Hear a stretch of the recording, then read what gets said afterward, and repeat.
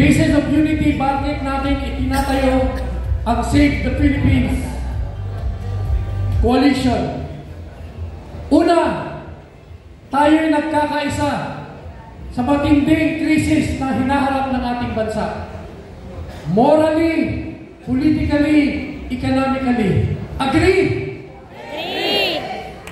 Pangalawa, kailangan sagipin ang inang bayan. Save the Philippines. Agree? Agree! Pangatlo, kailangan ng paalisin si Bongbong Marcos. Agree? Pang-apat, kailangan constitutional succession. Maupo si PP Inday Sara. Agree? Agree! At panglima, kailangan natin tulungan si PP Inday Sara maisulong ang tunay na pagbabago. Agree? Agree! Yan ho ang limang basis of unity ng ating kinusang Save the Philippines Coalition. Kung tayo'y lahat nag-agree niyan, agree ba ang mga doctors? Agree ba ang mga lifesavers? Agree ba ang mga frontliners? Agree. Tayong lahat. Tatawagin natin si Secretary Bebot Bello. Nakaalis na. Tawagin natin si Attorney Raul Lambino upang pangunahan ang ating panunumpa sa watawat. Ito ni Raul Lambino, mabuhay! Ikaw kayo, bakit ayaw sumigaw?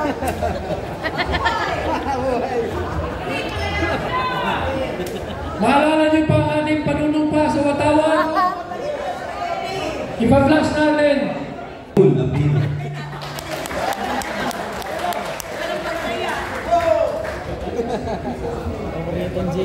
Once sabi ni Secretary Pitt, I can say a few words.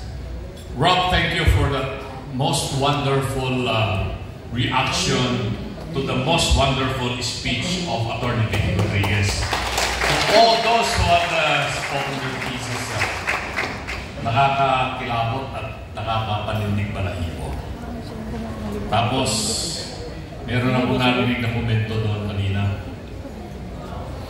Kung ang panawagan ay Marcos resign, paano kung hindi mag-resign? Anong gagawin natin? So,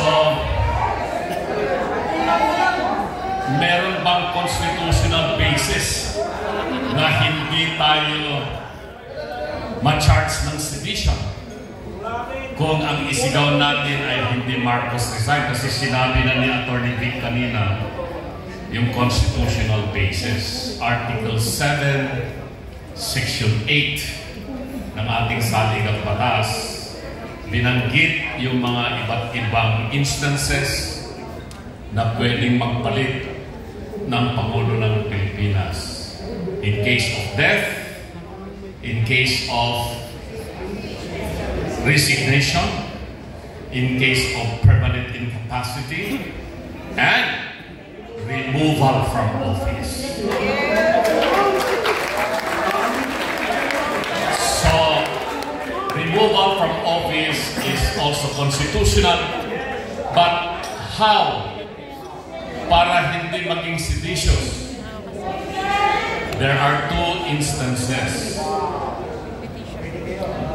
First, yung gusto nilang gawin kay BP Inday Sara. Impeach and convict so that she will be removed. If you can do that to the Vice President, to the Ombudsman, to Justices of the Supreme Court, to the members of the Constitutional Commission, you can also do that to the President as we had done against former President Joseph Estrada. Hindi ba? Pero hindi gagawin ng mga congressmen yan eh. Hindi nila i-impeach. Hindi rin i-convict yan ng Senado. Kamali ng timing kasi si Ronald Cardema, napaaga, no? Dapat sana naupo muna yung 3 congressmen ng Duterte yung party list at ngayon sana pwede mag-file ng impeachment. So that's one. The other is under the provision of Article 7, Section 11. At binanggit ni Atty. Vic kanina yung Section 12, which is somehow corollary to the provision of Section 11. Ano ito? Ito yung una, if the President, kung if he is of sound mind, will declare that he is temporarily incapacitated, then he will write the Senate and the House of his incapacity. Pero gagawin ba niya yun? But perhaps he can, because Rob just said, we trust God. And if God's hands will play, he might write the Senate President and the Speaker of the House saying that he is incapacitated and the Vice President becomes acting President. Hindi ba, Congressman Mike?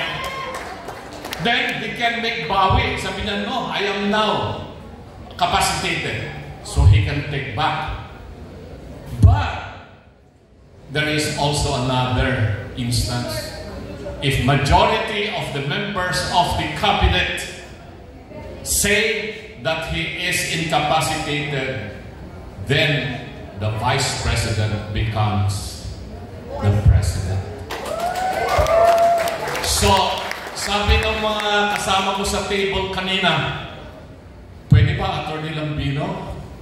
Sigaw muna natin, Marcos resign, Marcos resign. Sabi ko, okay yun. Kasi, 3 weeks ago, yung UPI, ayaw nilang magbanggit ng Marcos resign. Hindi ba? Nagkaroon ng konting hindi pagkakaunawaan dyan during the first day of the rally. Maisog and the reforma ng Pilipinas were in Liwasang Bonifacio, but you were already shouting, Marcos resign. And now, with the coalition of Save the Philippines, kasama na dyan ang Maisog, ang UPI, ang Reforma Pilipinas, PDP Laban, and all the other sectoral organizations, everyone agreed that the narrative now of this group is Marcos resign. So we are now on that stage, and we have agreed. That's why we are all gathered here. But if he doesn't resign, then we go to the next level. Ano yung isigaw natin? Ano yun? Sabi dyan, ano? Nakalagay yun? BPN, you are fired. Katulad ng ginawa nila kay Iis Bersamin. Did he resign? No. He did not resign. He was fired. So, we gave him that mandate. We voted for him. Atty. Vic said, nabudol tayo lahat. So we can now withdraw, and we are withdrawing that mandate. Then the cry would be, you are fired. And with that, tapos na yung paliwanag ko ng konti.